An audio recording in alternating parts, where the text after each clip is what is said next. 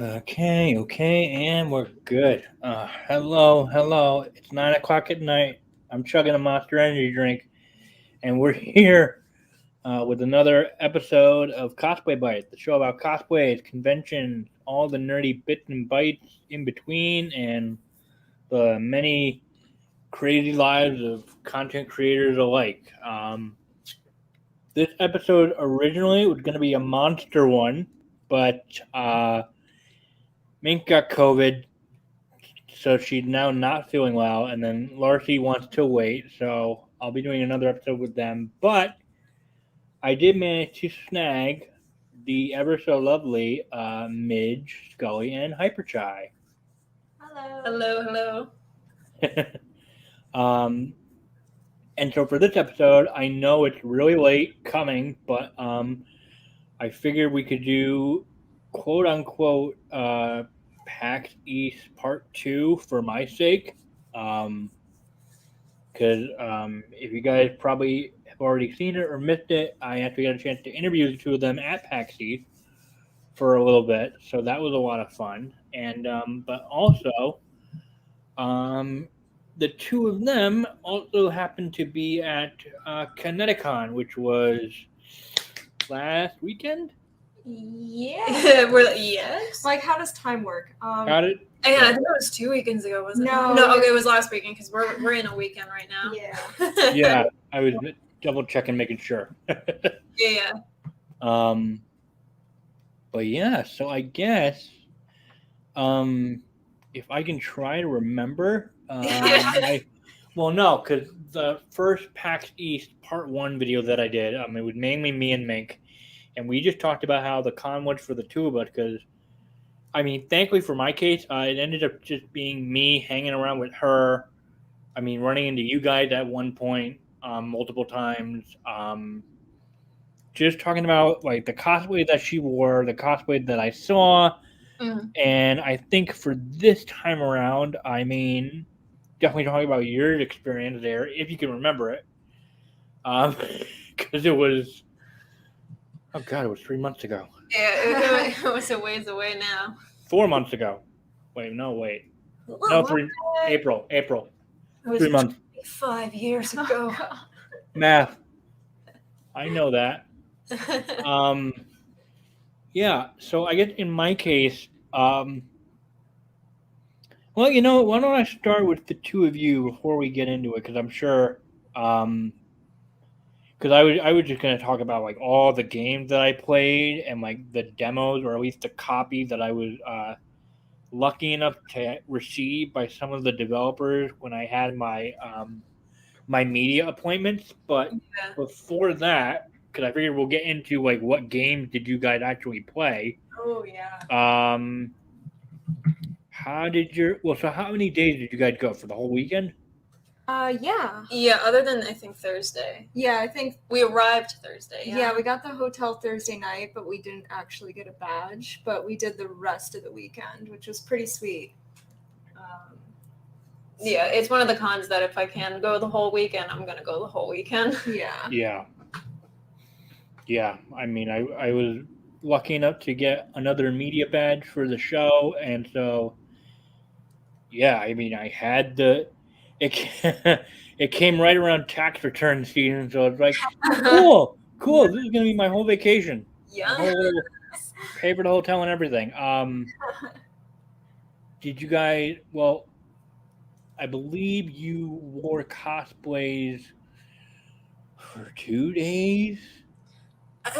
Kind of ish. I feel like one was an homage to Final Fantasy 14, but not necessarily like a cosplay. We were very casual Asians from Final Fantasy 14, so we had the little white owl-looking masks, and I just dressed up in like black robe-like attire, and I happened to have bright purple hair at the time, so I just kind of styled it like Hythlodeus, who's a character with purple hair, which I actually got a few comments. I wasn't really expecting that, because I was just like, I'm just gonna be casual today, and then we're gonna do some actual cosplay the next day. So that was fun. Yeah, no, that was really fun. Yeah. Oh, I didn't realize you guys both play Final Fantasy 14. Well, I'm all about that. I'm trying to get Midge into it. Yeah, Okay. everyone kept coming up to me and they're like, "Oh my god, you play it?" I'm like, "Well," and they're like, "What server are you on?" I'm like, "Oh." So it's definitely a game I really want to get into because I mean, Chai's super into it. Has been into it for many years. I've been playing since the beta, and I'm on the Cactar server, and I made a monk. So it's well versed. Yeah. You have the knowledge. I bought a 12-button mouse just for Final Fantasy 14. So shit! So you're going hard. Yeah. So I'm looking at it right now. It's very Yeah. intense. So I could do all my rotation because. That's a word I haven't heard many moons ago. Yeah.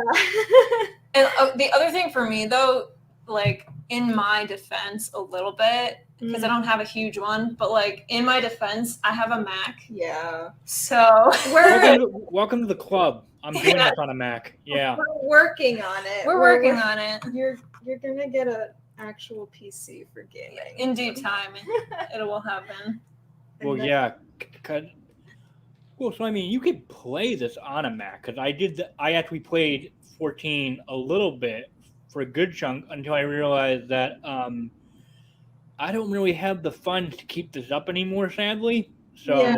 I mean, I played it through the very generous, gracious free trial. Yep, the one up to level 60 that includes Heaven's Word. Yeah, the meme at this point. Yeah. And then so basically I stopped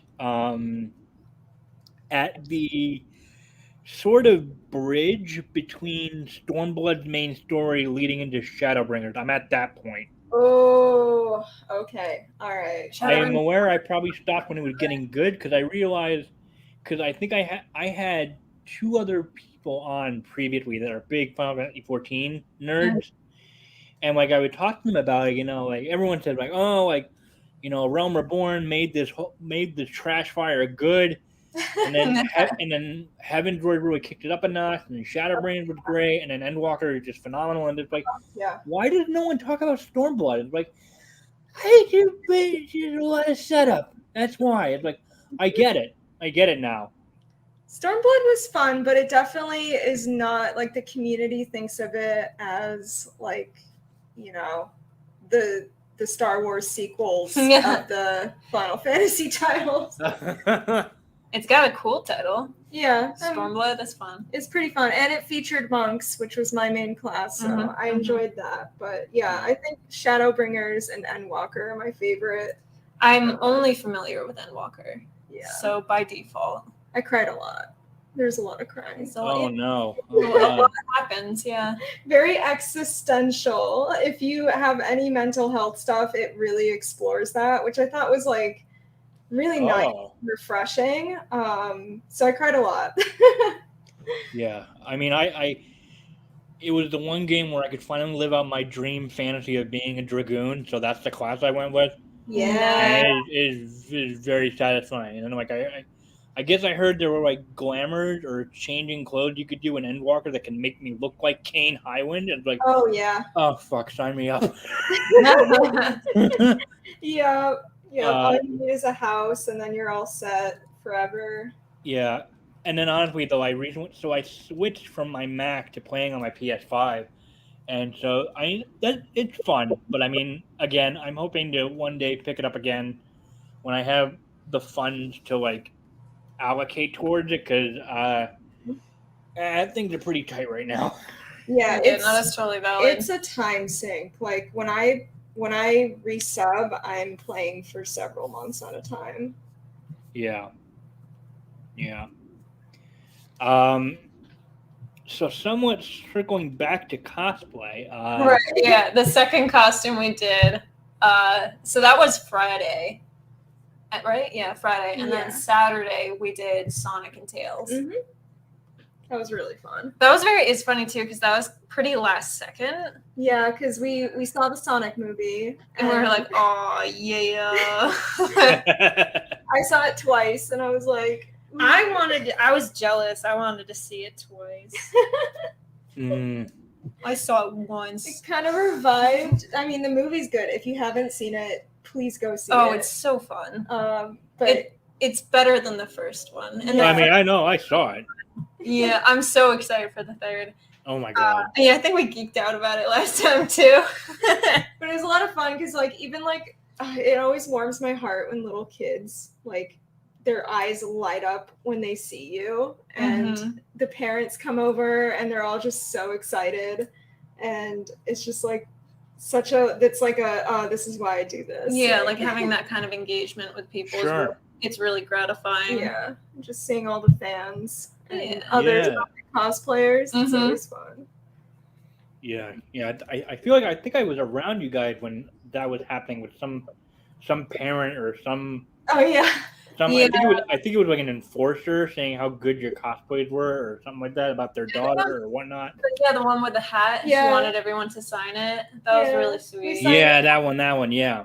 It was so cute. Yeah. Very touching. Mm-hmm. So overall, though, did you guys go to any panels or did you guys? I mean, I know you tried out a couple of games, I believe, because I think We did. So we were kind of scoping out the indie games because I remember the last time we went to PAX. Well, when you go to PAX before COVID times, it's always been so impossible to kind of navigate some of the indie areas just because everyone's trying to demo the games. And this was the first year that I think because of COVID, it really just let, like, you know, there was more airflow in that area. Yeah, definitely more space. Yes. Oh yeah. I was actually able to demo like a bunch of games, and one that really stood out to me, it was called The Wreck, and it was a game about, it was like someone got into a car accident, and it's like in that moment you do these flashbacks, these like looping flashbacks, and in each loop of the memory you have to figure out more of the story and find clues of what happened, which I thought was really fun. Yeah, very fun Interesting. game mechanic.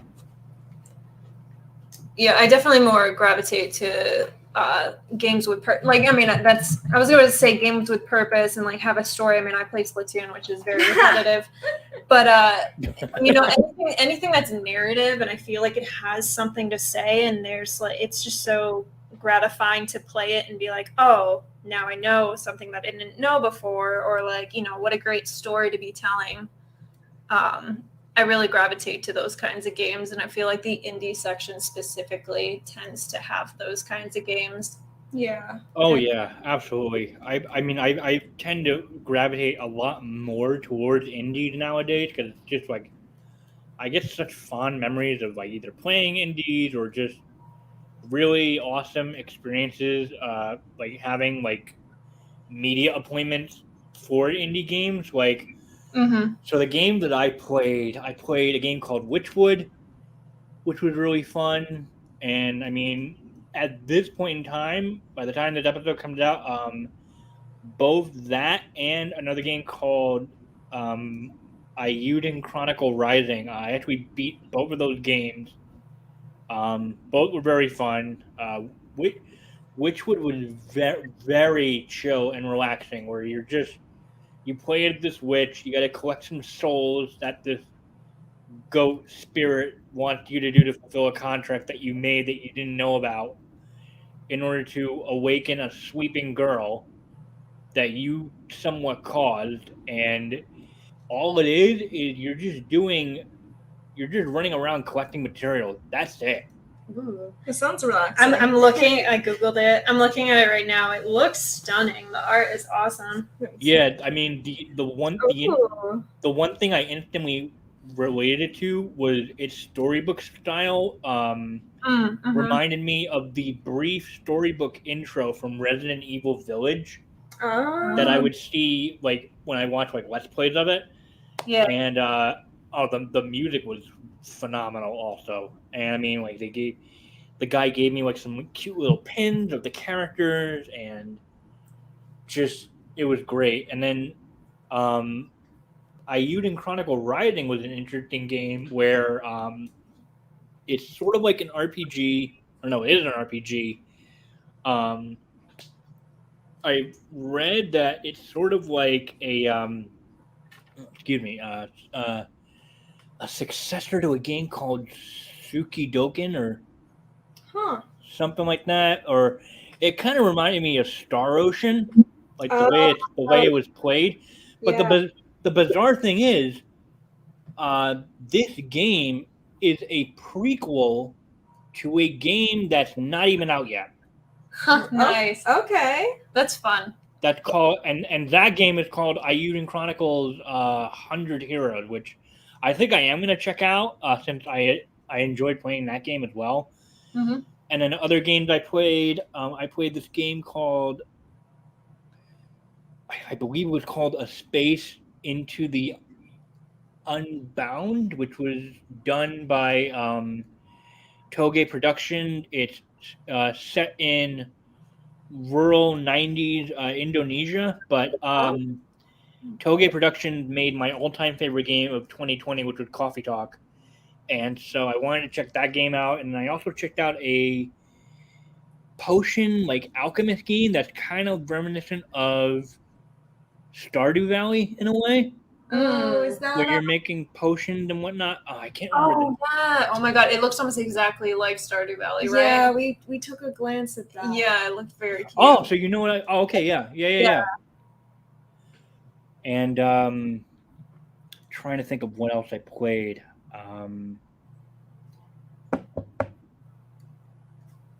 I believe that was it. I mean, I was in line to try out the Ninja Turtles game that just came out, but then I kind of That line was crazy. Those graphics looked so cute. Like Yeah, it was very the fun. classic, like pixel, like, but very modern pixelated. I really like that style. Oh yeah.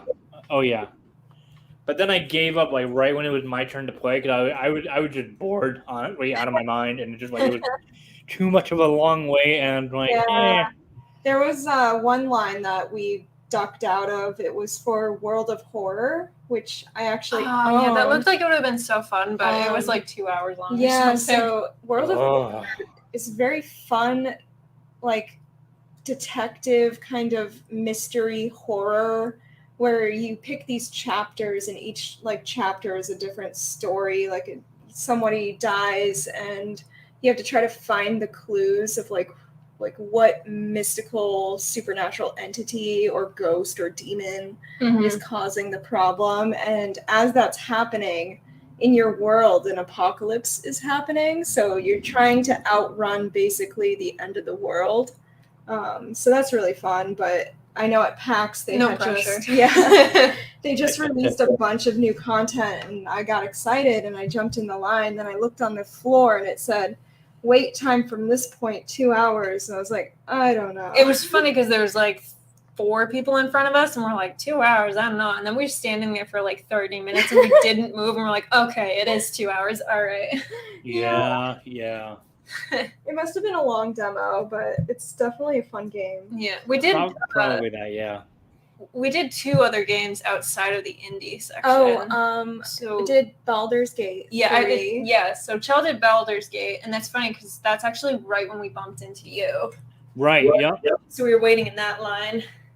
That was so fun. I mean, I have had no experience with Baldur's Gate, but the graphics were amazing, and just the D&D aspect was really fun, where you like roll like D20s, and depending on what happens with your number, just something could go south. And one of the people who were working there said because we did it with another friend, they said they were the first to make the brain your friend or something. Yeah, we took a brain out of someone the brain was begging to be let out of its like harness, and then it became a brain puppy. It was really it was weird, but also kind of adorable. Yeah, it grew like vein legs. It was kind of disgusting. And like the brain stem was the little tail, and it's like, oh, disgusting. Very cute. And it was wagging its little brainstem tail. Oh my god. It's definitely a visual, but it was kind of like, oh, I guess that's our pet now. And it was very cute. Yeah. It helped you out. It's funny because in the moment it seemed like it was a bad guy, so it's like, don't do it. But then when you did, it's like, oh no, actually it's chill. Yeah. Who knows? I don't know. Maybe if you rolled a 1, it would have been a bad time. Yeah, probably. Oh And my then God. the other game we ended up playing because you wanted the dumpling plushie. Oh my God, was ramen. Ramen, yeah. Spelled like raw, R-A-W, and men, M-E-N. Yeah. But, that was like a kind of like a almost like Splatoon-esque is what. Yeah, Yeah. but you're just a bunch of little guys who have different chef instruments and stuff. Yeah. And you just go around and you try to rack up the most points by attacking each other, and then you respawn, and it's whoever has the most kills or whatever, and power-ups ends up winning. Mm-hmm. So it's a free-for-all big map. Very fun. Yeah, very fun. I didn't get the dumpling. Devastating, but No, I'll survive it. Oh, but we did, because that was a crane game. We did get Chippy. Oh yeah. So all is well. Yeah. Chippy was the Intel mascot we all loved. Mm-hmm. Barely. Oh, okay. Yeah. Yeah, I think that was Sunday, and we were like, what can we do right now? And then we saw the crane game, and we got kind of competitive about it. I just kept going in line over and over. Yeah, I'm sure the lady was just like, and finally we got it. Oh my God. It was good times. It was funny how big Intel's area was, and I was like, "What's Intel gonna do?" But I actually had a lot of fun. Yeah. It's always weird because I mean I was half hoping. I mean I eventually did after the con, but I was half hoping to maybe find some streaming gear to like upgrade my stream setup a little bit, mainly into getting a new capture card, but no booth had anything like that, so it was very odd. yeah, usually they have like 3 with all the PC parts. Yeah. And all the peripherals. Yeah. But I know, like, we were definitely missing a few big name booths, like Square Enix, my favorite booth, not there. I almost said Naruto. I meant Nintendo. I was like, Same thing. Naruto wasn't there. It really disappointed me. In 2020, which I'm still shocked that we were able to go to that before the whole world shut down. Like the Animal Crossing. Yeah, that was so cool. Did I see you guys at 2020? I don't think I met Hyper. No. We might not have seen you. The years like tend to blend together, so hang on. Were we the dogs? Yes. Did we see you? We were dogs. Yes. We were the dogs. I think we did bump into you. Oh yeah. You were the polka dog. Oh yeah, because there was a Pokemon booth too, so we were hanging out there. Yeah. So we were missing Nintendo and Square Enix, and I feel like it's just a matter of time till they come back, because. And then Riot hasn't been there forever. I'm always excited when Riot's around. They're definitely the life of the party. Yeah, they always have really fun decorations and booth setups and stuff. Oh yeah. I remember they had like a scenic walkthrough one year. Oh yeah, in like a room. Yeah. Wilding. That was fun. But I definitely felt the lighter crowd at PAX, but I would say it wasn't a bad thing. Yeah, I know people had feelings about it. Like some people were saying that, it felt almost dead and it was sad that people weren't there. But I enjoyed the kind of slower pace, kind of dipping our feet back into, con go. Sure. No, absolutely. No, I mean, yeah, I mean, I definitely could run around and maneuver much, much easier than 2020. Because, because Nintendo had the Animal Crossing set up. Square Enix had 7 remakes set up. Yeah. Mm-hmm. Which was insane. And, they had a bike. Yeah, that big motorcycle. That was awesome. Yeah, I got to take my picture on it. It was great. Yeah, me too. Yeah. And then, did they? No, I think they did have a store there because I remember buying shit.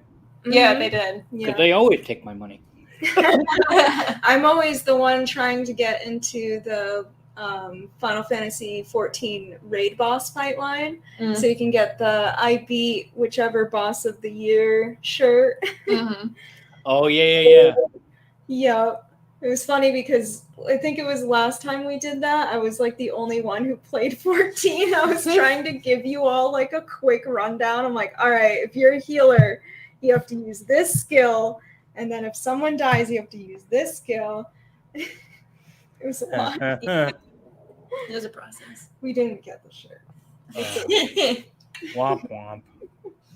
In our hearts, we did. Mm-hmm. Kind of. I think I randomly got a Final Fantasy 14 scarf that year. Oh yeah. Oh yeah, I did too. I think they were like maybe that was like free swag. Mm-hmm. The swag that year was amazing. I mean, I missed Bethesda Game Days. I'm so sad they didn't return this year. They were right by the hotel lobby for the Westin. There's like the Laugh Smile comedy club area by the tavern. Bethesda took that over in the past few years, and they gave out free buffet food, free drinks. They were just Whoa. Having a good time. Yeah, that was really cool. I went over there when I was hungry. I got fried rice and chicken on a skewer, and then they gave me like Fallout drinks, and I was just like, how is this free? Yeah. It's the power Yeah. of a AAA game. Yeah, and they weren't skimping on the alcohol either. Yeah. That was fun. I'm glad they didn't return, but I remember it was so weird that because I was like half starstruck only because I knew that 2020, like it was right around when remake was about to come out, and like I got to play the demo twice. But then the second time, it was like I was with a group of friends, and we ran into someone who was working at the Square Enix booth, but he was actually the guy who was one of the presenters, like translators. I don't think he was a translator, but he was like one of the main presenters on stage at E3. I think the year before when they had their giant remake showcase. So we ran into that guy, and like he was like, "You guys want to try the demo? Have you tried it yet?" And he just gave us a free ticket pass to go come back in line to go play it again. That's awesome. So cool. So yeah, that was nuts. But trying to think of what else I did at PAX. That I went to Mink's panel about VTubing. Yeah. And then, I kind of gotten into VTubing myself, but now I decided to stop streaming because, truth be told, I get no joy out of it anymore. Aww. Yeah, that's totally valid, Because it's just like, it was like, A, no one really comes to my stream, to be totally honest, and B, it kind of sucked the fun out of video games for me. I can see that, yeah, because, if you get in a mindset where you feel like you have to do it for a stream rather than you're doing it because you really want to do it, yeah, it can get really hard. Because I've been in that mindset where, a new game comes out and I'm really excited to play it, and I'm like, oh, but it would be so good to stream it, and then I was in that exact mindset, yeah. Yeah, and maybe like a little bit more like I have to be on my A game. Like I gotta be witty. I gotta have all this commentary. Yeah, and it was still a very hard thing for me to do when I would get no one coming into my stream because I was just essentially talking to dead air.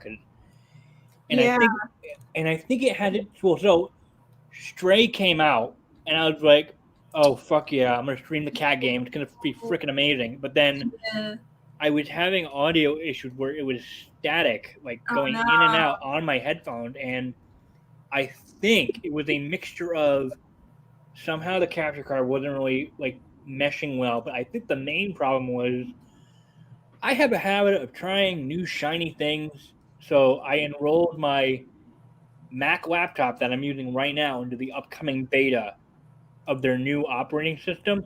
Oh. I think that screwed it up. I see. So now Twitch Studio doesn't really play nice with it at the moment. So, No. but then that was kind of the sign where like, because I honestly have a lot other stuff going on right now, and it's just like I need to just, because I was on the verge of burnout. Yeah. Like the spoons there, you only have so many spoons. You know, use them for the things that you need to, and you know, maybe hold off on the things that can wait. Or as Bilbo Baggins says, feeling like butter spread over too much toast. Yeah, I like that one. oh God, that's good. That's good. Butter spread over too much toast. Yes. So now honestly, I'm just playing Stray on my own, and it's a delight. I love that It's game. so cute. We're only like a few hours in, but I'm hooked. Yeah, already living for it. I was already. I think I just got more into it when I got Tifa and Kai. It's like, I'm a cat dad now. I think I need to play this game. Yes. And the whole, like, the music is great. The cyberpunk city is, like, nuts. It's just, like, I don't know. Like, it's just something really cool. So, like, I'm actually anxious to have my best friend come over next time they come hang out and have them try the game, because I've been telling them about it, and they're just all like, well, we need to see this game immediately, because, well, one of them is also a cat person, and so it's just, oh my gosh.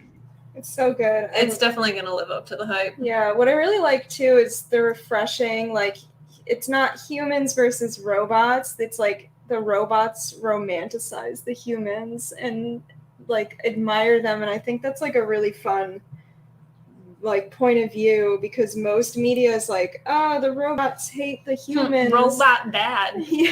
Yeah. But I don't want to get too much into any spoilers. So. Yeah, I don't know. I don't know how far you're into it, but I'm like a cup. I don't know what chapter I'm on. I can't even remember because I played it like earlier this morning. But yeah, I'm only like maybe 3 hours in, because I kept getting distracted too. I'd like running around. There's so many details. Yeah, like running around meowing and like taking naps and changing television channels, which is an achievement, by the way. Mm-hmm. If you change all the television channels, jumping on everything, knocking everything over. I might want to try to platinum it, but legit, one of the achievements is take a nap for an hour. It's like, oh my god.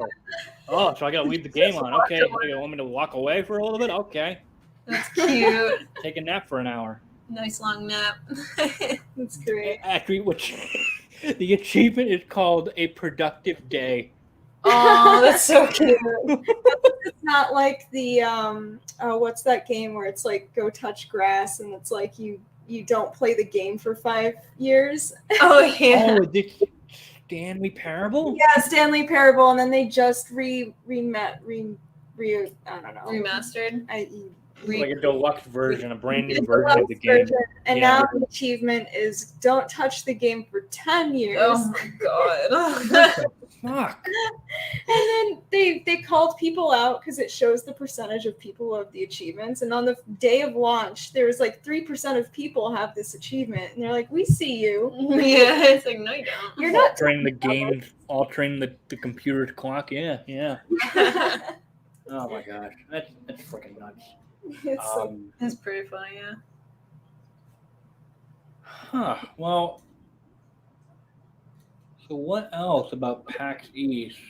What I was really looking forward to was seeing, as they call her, Skyrim Grandma. Yeah. She had a panel, and I followed her on Twitter, and I was like, oh my god, no way, she has a panel, we have to go. So I pretty much dragged everyone around me into it. Yeah, I had never actually heard of her before, but she's a delight. It was very fun. She's so sweet. And she just kept asking, she was like, oh, does anyone have any good horror game recommendations? And the whole community started a physical list and handed it to her. And then she's like, I'm afraid of horror games. Like, it's going to be okay. Oh my god. Yeah, she makes these Skyrim characters and gives them like whole backgrounds and like lore and everything, and it's just really fun to see how she like world builds in Skyrim. And I used to play Skyrim, but then that was like back in college, and then I accidentally enrolled myself in Skyrim college. So What? Yeah. Was it a real thing? Yeah, Winterhold or whatever it's called in Skyrim, but Yep. I dropped it after that because I was like, I got so sidetracked and I could never follow the main quest. Amazing. Yep. So much to do, and I was like, I'm just never gonna like. It's more of a time sink than 14. Yeah. I mean, So there's a reason it's been released like 60 freaking times, and it's on everywhere, including your fridge. Yep, can't wait for it on Tesla cars, and I'm sure it already is. yeah. I don't have like Tesla cars have Cuphead. Pretty sure they do. Really? Yeah, which is also a very fun game. Oh yeah, but her actual name is Shirley Curry. So if anyone's not following her on Twitter, I highly recommend it. 'Cause she's just so wholesome. Yeah, she's really good.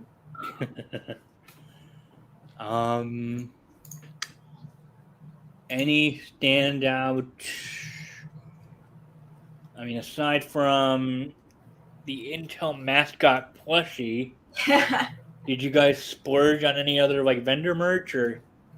Let's see. I feel like I definitely bought things. So yeah, you bought a lot of like PAX related merch, like from the yeah. actual store. Yeah, this was the first year I was like, I'm gonna splurge on PAX merch because I never did before, and for once in the entirety of PAX, the line was like less than 2 hours long. Yeah. So Yeah. what I really liked was the theme this year was like the space launch program. Oh yeah. Yeah, one of Mink's friends that I got to meet and spend a little bit of time with, like she went nuts on merch and stuff because I think she also was like an enforcer, like on the side during the con. Mm-hmm. And I was like, okay. I ended up getting one of their space shirts, and it's kind of dope. Yeah, I really like the bomber jacket this year. Oh, it was so sick. Yeah, I didn't end up getting, but I mean, PAX always has really cool merch. But this year I bought their like fleece camp, like aesthetic blanket, and I bought a shirt. Yeah, I bought a shirt that like says offline, and it has like a bunch of like it's like a very retro looking computery shirt. And yeah. I also bought some, trading card sleeves that says PAX on them. Wow, what did I buy? I ended up getting, it's like each tier of how much you buy, you get like special exclusive PAX merch. So I ended up getting this really pretty PAX pin, which like I'm very excited to display it somewhere, but it's like rainbow and it has like a little rocket ship. Yeah, I think I remember seeing those. Yeah. Yeah, it's very cool. Yeah, I think the only PAX merch I got was their it either said Red Eclipse or Red Sun on the back of it. Oh yeah, the Eclipse one. That was the one I was looking at too. Yeah, that one was really cool. Yeah, so yeah, I mean I wear that whenever I can, whether it's either working out or at home. So that wasn't, I mean, when I did PAX online, I believe in 2020 when they had their like East Online thing, that was the first time I got PAX merch, and I got a really nice green, almost like camp themed looking shirt. So. Oh yeah. I think that the blanket I bought was like leftover from that convention, possibly. Yeah, it's really fun. I really like the colors that they chose. Yeah. I think I love that Boston gets red because it's just so classic. Yeah. Oh yeah, absolutely. Yeah. I mean, I'm curious because last year was like summer camp, and then this past year was space. So I'm always curious about what theme are they going to go with next time around. Because I mean, space is pretty much the running theme for the remaining PAX convention that they have going on right now. Yeah. Yeah, what was it that one year where, because our Boston gets the red color, it was like the goo or whatever. The goo and the badges looked like blood. It was so funny. We had university one year. Mm-hmm. The university one was a cool aesthetic. That was a fun one. Yeah, I'm always excited. All their themes are really, really good. So, oh yeah, whatever they come up with is gonna be fun.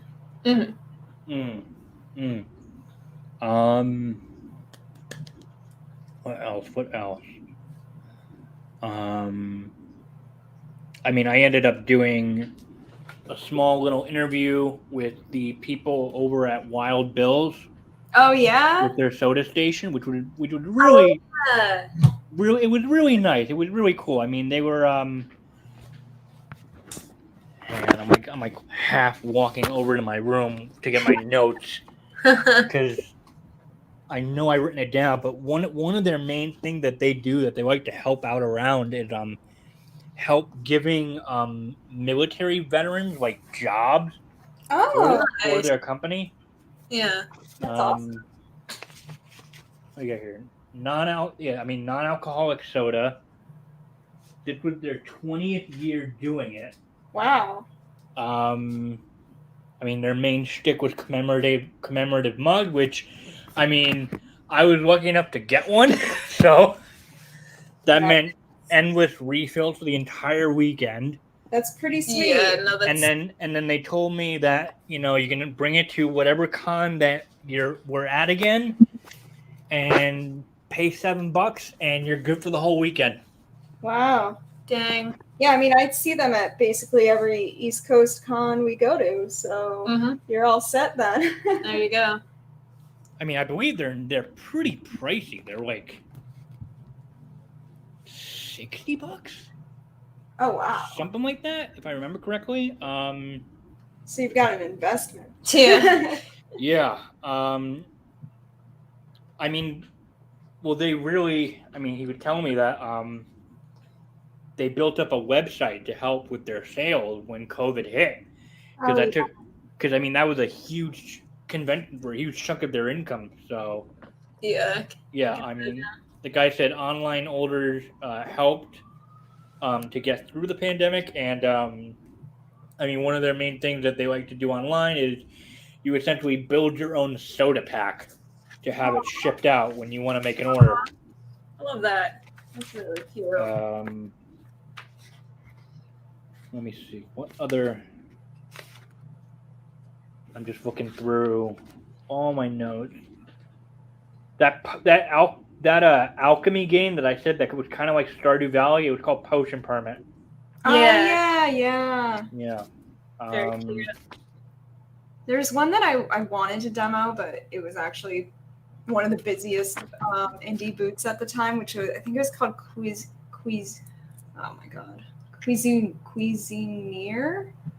It was like you were a cat and you were doing a little chef thing. Wow. This word is really giving me a struggle. Cuisinier? There you go. Yeah. It's cuisine and then EER. Yeah. Cuisinier. So it's like a dungeon crawler. It's a roguelite dungeon crawler. And oh, yeah. The art was so cute. The art was adorable. And you're a cat. You're like a little cute cat. I love it. Cat girl thing. So cute. Oh, adorable. One other game I played was called... I'm trying to tell with my handwriting. I made that an O or an A. It's either Lost or Last. Hero of Nostalgia, which was it was framed as a parody of Souls-like game, which was pretty funny because I've never touched a Souls game in my life, and I don't want to because I don't have the mental capacity to not swear in frustration when dying a lot. But it was essentially are made fun of as this hero for this world that was brought in, and you basically go through it. But the thing is that the world starts off as a pixelated, like old retro style world, but then as you progress through the game, you're essentially restoring the world to turn it from pixelated to more modern like Oh, sort of thing. that is cool. Yeah, here it is. The narrator of the game constantly like makes fun of you and doesn't believe in you, like just constantly throughout the game. So That's funny. That sounds like Portal. Yeah. It does. Fun mechanic. Mm-hmm. Yeah, I mean that was pretty much my PAX. I mean, if you guys can't really think of anything else. Yeah, I mean, we headed into Boston, like downtown, quite a bit. Yeah. We did the Undertale. Yeah, at the same time, concert. there was an Undertale concert happening. Oh yeah, I heard about that. Yeah. We didn't realize, so that was Thursday night, which was like a nice, like, we get into Boston, we have a whole downtown Chinatown kind of, because it was like right around Chinatown, and we didn't realize that was the last Undertale concert they were having. Like, Yeah. Like that was the last hurrah for them. So that was like a fun, like the crowd was very animated. And I love when the crowd has like a good energy, and they were just, the orchestra was really feeding off of it and like gave us like a stellar performance. So that was awesome. Oh, that's great. And of course they played Megalovania. Oh, Of course they did. Of course they did. But they pretended they weren't going to. Yeah, because I mean, naturally, I don't know if I should say naturally, but we all decided to do pacifist runs, so you don't bump into him if you do that. So we ended the game, and then we're like, "Aw," no, like you didn't think it was over, did you? And then it started playing, and we're like, "Yeah!" Oh, the crowd lost it. It was really fun. Oh my god. You just reminded me of two things. One, I impulse bought for me and my best friend to essentially make them go with me to another Final Fantasy orchestra concert that they're having in Boston for their 35th anniversary. And I've been getting like emails about like who's attending the freaking concert. Oh yeah. They're gonna have the artist Ricky, who did the main theme song for Final Fantasy X. She's gonna perform, and I'm like, that's the only thing she can perform, and that's my favorite Final Fantasy. Holy shit! 10 is also my favorite. I will die on that hill. Oh hell yeah! Riku, right? Riku, but then also that Yoko Shimomura is gonna be there in attendance. Oh my god. And I'm like, okay, yeah, she did Final Fantasy 15, but then my Kingdom Hearts brain is going like, holy fucking shit. Yeah, we also got tickets. I don't know if it's the same one, but we got tickets to for the fall. The fall, yeah. Somewhere. I think it's Boston. I don't remember. I'm blanking right now. It might think. Yeah, it probably is. Yeah, but I hope they're at ours too, because that would be awesome. Wait, did you say that you got tickets to the same thing? Maybe. I don't think so. Is it in November for you? Yeah, November 19th at Boston Symphony Orchestra Hall. Oh, I guess we're going to the same one. Holy shit! Look at that. Oh, yes, I'm so excited. Oh, damn, we should try to meet up. Yeah, absolutely. Well, we are actually going to cosplay to that one. Oh. Yeah. I wanted to so bad. Like, and I am afraid I missed my shot at. Why? Well, no, when Uniqlo did that 35th anniversary like collaboration with the t-shirts, I think I missed my boat on that because they're all sold out. Oh no! Oh no! And I at least wanted to get 10, like an FF10 shirt, and I was like, dang it. So. Oh no! I would also want the 10 shirt. I don't know if they're ever gonna get them back in stock. So I mean, fingers crossed. But I mean, like I'm just like I should have snagged it when I had the chance. Yeah. So, but then the other funny thing is that because I got the emails about that concert because I attended the FF7 remake concert last year. Oh yeah. And I just found it so funny how it was all remake songs, stuff from Intermission, but they did Aerith's theme, Mm. and then they transitioned right into the rebirth version of One Winged Angel, and in my head I was like, that's horrific timing. Why would you do that? No! How could you do that to her? Oh my god. Someone knew what they were doing. Someone They knew what they were doing. They knew. Oh, poor Aerith. Oh god, I can't. I'm still in shock of how soon we're getting part 2. Oh my god. I still need to play Intergrade. I mean, I was going to cosplay Yuffie, and I haven't even played it yet. Yuffie! But that's because I didn't have a PS5 at the time, and I think it's on Steam now, but... It is. Yeah, Sweet. but I have Final Fantasy VII on PS4, so... Yeah. Whoops. Yeah, I was very lucky to get a PS5 as a birthday present to myself this year. Nice. Hell yeah. And totally then, jealous. I mean, I'm currently looking at it right now because I also grabbed the Starlight Blue controller, and then I got the Ooh. console cover that they just released of the same color. So now I've got a blue PS5, and it's fancy. And I mean, I'm glad I got Stray for it because I'm just like, I know there will be more games down the line, but god damn it, I just want to play it a little. I want to play my PS5 a little more because, like, come on. Well, what about Zero Horizon Dawn, or Zero Horizon, the new one. the new one? I'm not that interested in it. Gotta be honest with you. That's okay. That's okay. So, I mean, so it's like, it's Stray, and then I got Marvel Guardians of the Galaxy, which was a lot of fun. Oh. Yeah, I watched a friend play a little bit of that. The graphics are really, really nice. But then I also pre-ordered God of War Ragnarok. So, yay. I need to play the first one. Yeah, you do. Yeah. Oh, so good. But, like, Final Fantasy 16 is coming out next summer, which is nuts.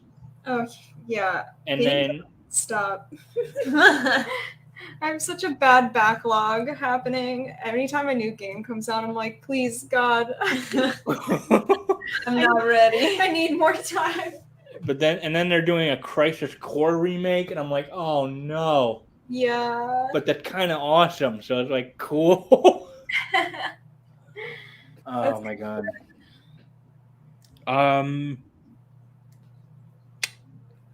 Yeah, I mean, I think we could move on to ConnectiCon. Yeah, sure. If we've got nothing else to say about PAX East. So obviously I didn't go. You both went. Was this for the whole event, the whole weekend? Since it was so close and we didn't feel like spending, what is it, like 115 on badges? So ConnectiCon has been continuously, it used to be like 50 something for the full weekend. Now it's 120, or I think specifically 115. Yeah, with taxes. So it's a lot. What? Yeah, it's a lot for what it is. How many days is it? They claim it's 4, but one day is literally only pre-registration for people who go all weekend. Yeah. So it's really 3 days. It's really 3 days. And so we decided we were just gonna, because the food truck festival is happening the same weekend, we decided we were just gonna hang out outside because that's where a lot of cosplayers chill anyway. Mm-hmm. So we kind of dress up, hang out, get some food at the food trucks. Yeah, I am sad I missed the Deathmatch. That's definitely that's the big always thing. that's always ConnectiCon's staple is the Deathmatch, which has Odin the teddy bear. And, blood for Odin. Yeah, he sits up in front of the stage in front of everyone, and for anyone who doesn't know the Deathmatch, they bring up 2 cosplayers or 2 characters, and whoever the crowd cheers for the loudest gets to pretend kill the other character. So it becomes like a whole fantasy bloodbath, and then whoever is last standing. Like one year it was like the L Tetris block. Oh my God. Wasn't it so like funny. the One Slayer 1 year too or something? Yeah. It was like It was like the L Tetris block defeated Ezio from Assassin's Creed 1 year. It's fantastic for just like Oh a my night God, of. that's amazing. it's so funny. So that's like my favorite ConnectiCon thing. This year I just decided it wasn't worth the $115. yeah, and it's like, because it's like we didn't want to go the full weekend, but then we're like, well, maybe we'll go Saturday just to go to the Deathmatch. And we look at the ticket, and it's still like $70 or something. just for the. Oh. So I was like, So we dressed up from Stranger Things because we just finished season 4 and very, very much in love with that right now. So yeah, we're all about it. yeah, Same. we did some photo shoot stuff under the bridge. Yeah, by so the lake. Our friend was Robin, Chai was Nancy, and I did Steve. And then our other friend was Max. Yeah. Yeah, so that was a lot of fun. And then just seeing all the other Stranger Things cosplayers and just vibing with everyone. That was a lot of fun. A lot of really good eddies. Oh my God, there's so many eddies. Yeah. Oh my God, yeah. Classic. I mean, it's a really fun, easy outfit too, because you have the Hellfire shirt, which is just so iconic now. Yeah. Yep. But yeah, that's a lot of fun. That was really fun, yeah. We did peek around the dealer's room on Sunday a little bit, and I always like to check out the artist alley. There's always some really good artists over there. I got a couple charms and I got a couple keychains. Yeah, and I got some tea. Actually, there's the absinthe and tea booth that is there like every year, and they make character fandom themed teas. And I got some Applejack tea because I asked the person, I was like, what can I put milk in or cream in to make it very sweet? Mm-hmm. So Applejack tea was recommended to me, and then the Together breakfast, which is a Steven Universe tea. Yeah, awesome. Okay. Has actual popcorn in it, and it's supposed to be like with maple syrup and like waffle and cinnamon flavors. So that was very fun. Okay, that's bizarre, but Yeah. So my incentive to go into the dealer's room, because I was like, I'm probably not going to do it. And then I looked on their official photos, and I'm like, I'm sorry, is that a Supersonico figure? So they had a Supersonico figure that is the Supersonico racing figure, which if you don't know Supersonico the way I do, Here we go. That's a really rare figure, like really hard to find, really cute. Usually sells for $350 now. So I was like, oh my God, please God, tell me they don't know what they have. Like sell it to me for like $120. Ooh. It was $420, so they definitely knew what they had. I was so sad. I was just like, I can't even haggle I can't, because they know it's worth a lot. Yeah. It was so cute. So I looked at it, and I'm like, I can't believe I'm seeing it in person. Alas. I have an addiction. It's okay. You only have like 40 or 50 Sonico figures. Yeah. Oh my God. Like 60 maybe. And growing. Yeah. I have like 4 Supersonico figures. Yay. Yeah. Very cute. I love all the outfits. What I would say about what I missed seeing at ConnectiCon from what we did see, like we didn't have a chance to go to any panels or anything, but just around the dealers area, the whole arcade game area was gone. Oh my gosh, yeah. And that was kind of sad because that was a huge appeal. That was a huge appeal. All the DDR machines and Rock Band and just all the rhythm games. Yeah, there's a lot of rhythm games that were like Japan exclusive too. I'm sure. Taiko drums and So it's pretty sad that they didn't have that at all.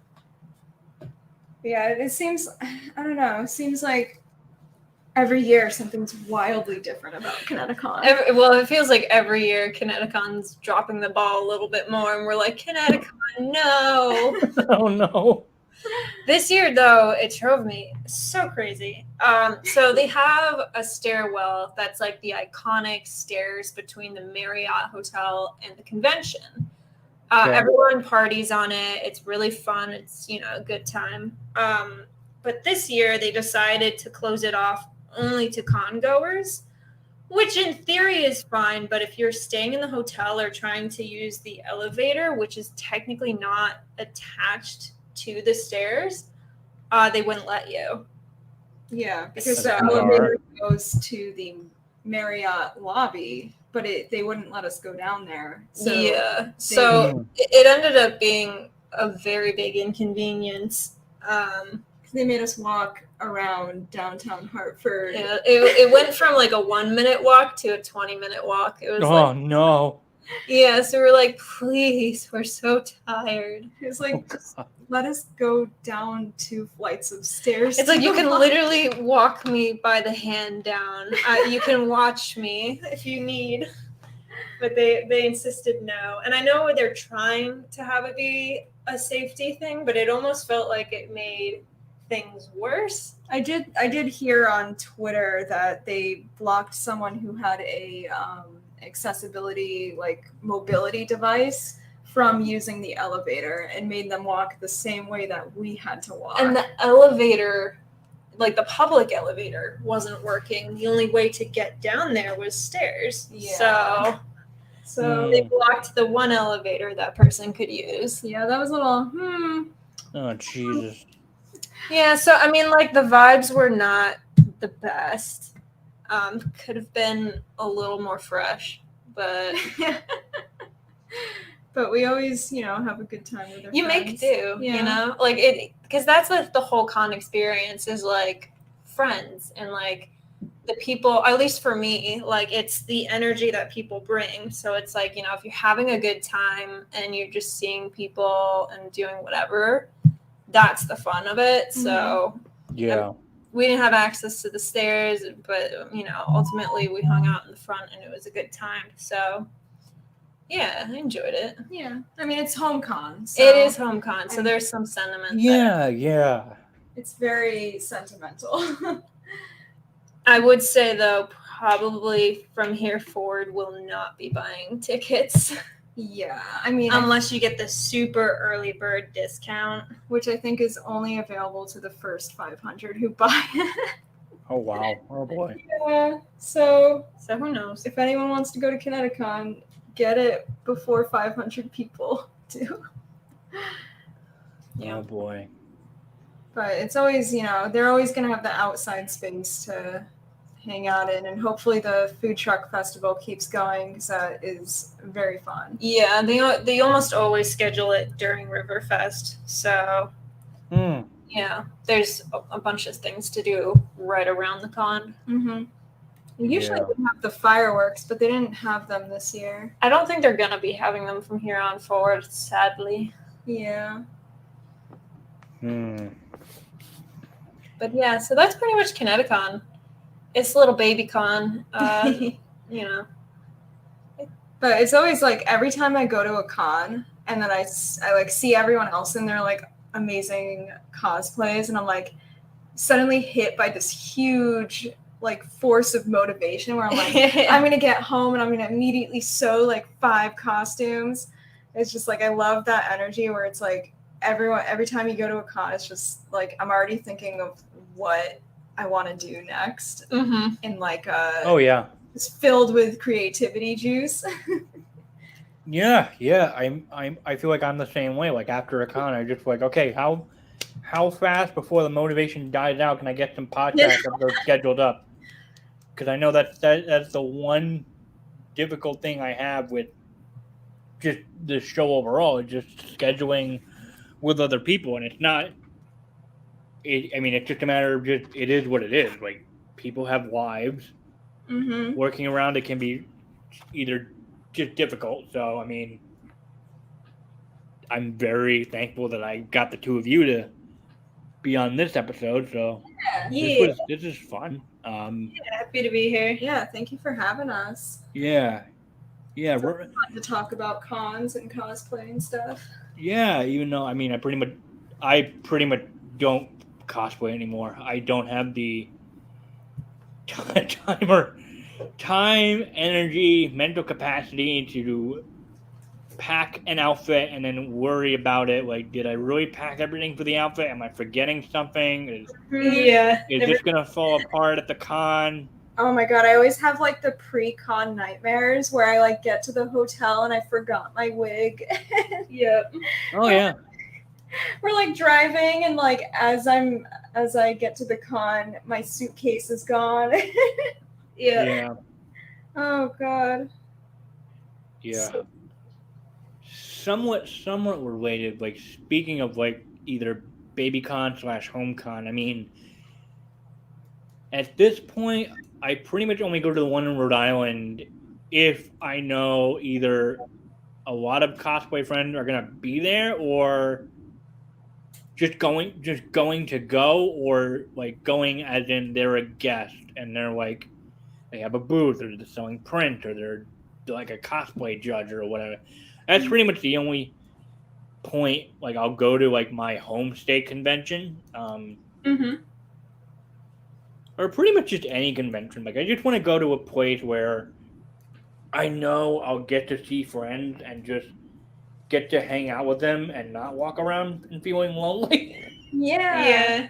It's always fun when everyone's there and can just vibe with everybody. Yeah, there's definitely like the cosplay family where it's like you don't really see them outside of cons necessarily because that's like the spots that we all come together.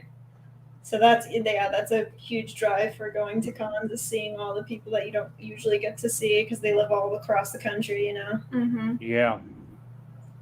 Yeah, absolutely. Well, somewhat. Now let's get a fun topic, so to speak, to kind of end this off, because I'm looking at the time, going at it for an hour. I'm sure you're getting tired. I'm almost getting. Actually, no, I'm not tired. This Monster Energy drink is doing wonders. Nice. Exactly what I get to work from home tomorrow. It's fine. Nice. It's a So short you're shift anyway. All night. But Midge, you mentioned Yeah. the dream $400 Supersonico statue. Yeah. Is that the dream collectible statue that you want? Or is there another one that costs even more money that you'd love to have one day? Oh, yes, there is one that is more. Is it the shark one? It's the shark one. I knew it. So I think that's the Pisces. Let me see. Super. I think you're right. Sonico Pisces. Because there's a Libra Supersonico. Okay, so. So it's another Supersonico. Super fun fact for me. I love it. Only for you? No, yes. Well, also for a lot of people if they want. Supersonico's personality type is INFP, which is mine. Oh my god. And Supersonico was born on October 14th, which is when I was born. Wait, I didn't even know that. Yeah, we literally share the same personality type and birthday. I can't believe you're Supersonico. Yep. Why haven't the truth come out? You did cosplay her. You should cosplay her again. Okay, so let's see. I should. Yeah, I really do want to. You should cosplay and I really want Pisces one. Well, okay, hang on. Oh wait, maybe she's not wearing a lot. Maybe. In this one. Yeah, I'm okay. So yes, that's the one. I'm trying to find a price that's reasonable. Oh yeah, okay. So that one typically goes for $385. That's standard pricing as of right now. So that means it probably would go for a lot more if people wanted to upprice it. Yeah. It's super cute. I'm a huge fan. It's 1/7 scale, so it's not the biggest, but it's a good size. She's holding a pink plushy shark, and that's very cute. It's I'm looking at it right now. Oh. Okay, well, it looks like a shark. She has a little shark hat. I do love the nautical look. It's so cute. Yeah. Yeah, I mean, there's also is it the word patisserie? patisserie. Yeah, so there's a Supersonico and Pachaco patisserie, and they're on, I think they're a 7th scale, but they're on their knees, so they would be taller, so they're kind of bigger figures. They're very cute. I'm a cake decorator, so I was like, oh my god, they do that. I do that. So, yeah. Very cute. There are just so many. Yeah. I should do a TikTok that just shows off every single one of my Supersonico figures. Oh my god. Chai, you got one? I've been currently eyeing this Ahsoka versus Darth Maul figure that's like $600. Ooh. But it's really big. It's huge. It's very nice. I think I still have the tab up because I've just been staring longingly at it. Yeah, $595. $595. It's a limited edition figure. There will only be 2,500 pieces. It's by the Sideshow Collectibles, which do very fantastic, realistic to the art. It looks just like the Clone Wars animation style, so that's really fun. And I love Ahsoka, so it's a 20-inch height figure. So it's pretty big. And it has like Ahsoka fighting Maul, and they've got their lightsabers in such a way that they're kind of look like they're mid-swing, which is really fun. Yeah. So that's my figure right now. So mine, I'm like half looking at it, but it's on a wait list, and I don't think I like this. It's Nightwing related. Ooh, nice. So Sideshow had this Nightwing statue of Nightwing as he looks from the Batman Hush storyline. Ooh. Drawn by Jim Lee. So it's I don't think I want this one. It's over $1,000. Woo! It's on a wait list. Damn. So I think I missed my chance to get this. So I am hoping for another super crazy Nightwing statue because Prime One Studio is the manufacturer. But I guess Sideshow teamed up to bring this in. Oh. But there's like 2 different versions, and I get they just come with extra stuff because there's one that costs $1,105, the other one cost $1,145. So I'm like, So wow. But I don't like it enough to justify like joining the wait list and grabbing it because it's just. I'm willing to go crazy upwards about to $500 for a statue, but I mean, I love the pose off of the roof. That's really cool. Yeah, that's a really nice figure. Yeah, that's holy shit, 34 inches tall. Whoa, that's bigger than the figure I'm looking at. Oh so my God. Nightwing is definitely your favorite Robin, right? I mean, well, hang on. Audio listeners can't see this, but oh wait. Nice. Yep, got a Nightwing tattoo, and then I got a Kingdom Hearts crown tattoo on my other shoulder. Yes, awesome. So, 2 very good fandoms. Yeah, he's my ride or die. So I think I'm done with tattoos. I don't know. I'm not gonna see if I get tempted by any more. Nightwing is my ride or die favorite DC comic character of all time. Nice. So to He's a speak. good one. No, Kai, you're not gonna step on the keyboard. Nobody. You're gonna accidentally cancel out of the stream. Kai said it's my turn. But we want figures. They cost a lot of money. I think that's the perfect topic to end the episode on. But I hope you guys had a lot of fun. Yeah. It's always a lot of fun talking and hanging out with you. Yeah, reminiscing of all the fun cons and good people we see there. Aw. Hopefully, we'll see you. I guess at the Final Fantasy Orchestra. Oh my god, yes. It's gonna be so fun. Yeah. Oh my god, I gotta tell Shelly about this. Yeah. Because my task now is to educate her on Final Fantasy music because they're not much of a gamer. Mhm. But like I impulse bought 2 tickets. I asked them if they wanted to go, and they're like, "Yeah, sure." Because I mean, they live in the Massachusetts area, so we're probably just gonna make a day out of it. And Yeah. Yeah, no, that'd be awesome. Definitely get them hooked on 10. I'll try. I learned they're more into anime, so that's a compromise. Because I'm not into anime, but they are. Oh man, if they And they play said American, that's it. they said they would try to force watch me or force make me watch like Jujutsu Kaisen because that's their favorite. Oh, That's a very fun one. That's a good one. Yep. Oh boy. Well, hey, I'll tell them about it tomorrow, and they'll be like, "Hey, guess what? 2 of my friends are also going to this Final Fantasy concert, and they like JJK, so we got something in common." Here we go. So let's talk about it. But in any case,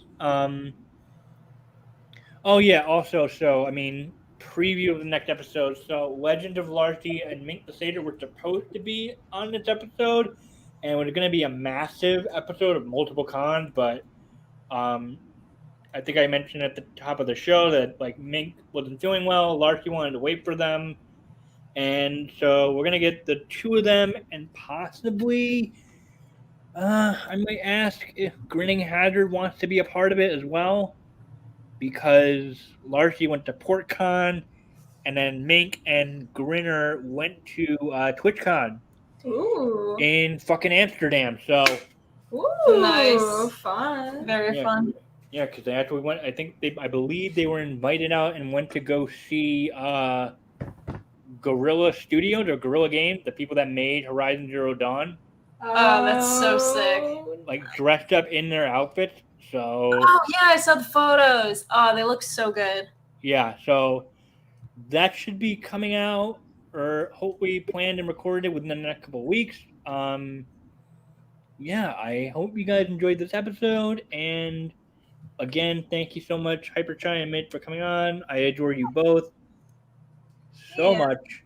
Aww. And yeah, we will. Oh well, before we go, where can they find your work and stuff?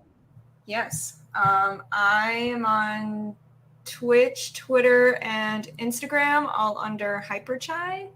And yeah, I do streaming stuff sometimes, usually for Extra Life charity stuff. And most of my Instagram is where I throw my cosplay. And then Midge. I have an Instagram with just my name, Midge Scully, and then I have a Twitter with also, I think, just my name. I'm not 100% sure. It could also be Avian Aria, Yes. which is what my Twitch name is. Yeah, Avian Aria 5. Okay. Oh, Avian Aria 5, because 5's the best number. Okay. All right. Yeah.